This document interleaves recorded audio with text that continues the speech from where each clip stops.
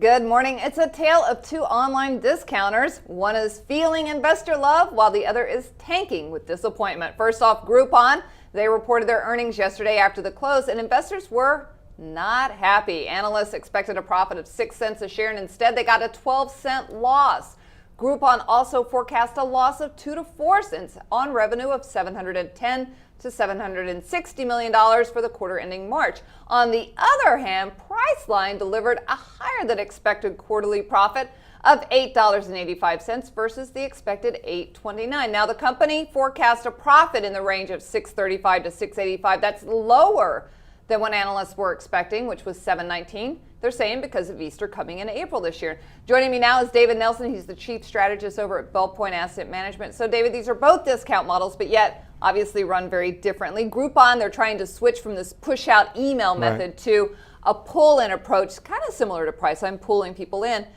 Is this turnaround going to work?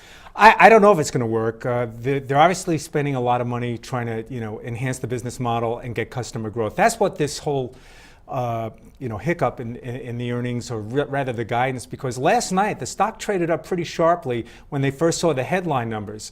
Once they got into the guidance and people started to dig into the numbers, the stock was down sharply, and I think it's likely to open close to the 52-week low today.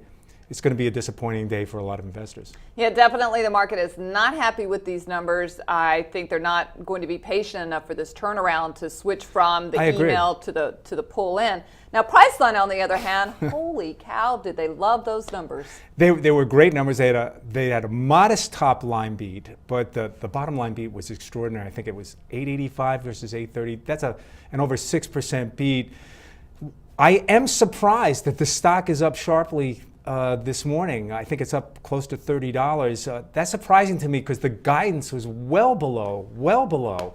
I think the street was looking for a little over $7. They're coming around $6.30, $6.50, something like that. Definitely much lower than, and they're blaming it on Easter being in April versus March, which was last year's numbers. Now, which one's got more value? Because when we look at these charts, we look at Groupon, and Groupon, well, they've kind of, or when we look at Priceline, Priceline's really had on a serious uptrend all the way through the past year.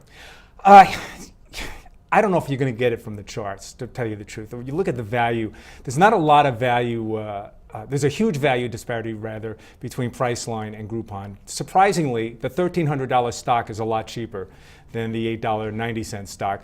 Well, let's look at the Groupon chart, because when you see the Groupon, it's kind of pulled back a little bit. So people may think, wow, there's some value there. It would have to pull back to like 3 to be worth the same amount, at least on a PE ratio, to a Priceline. You got to remember that Priceline, they're growing the top and bottom line at about 25%.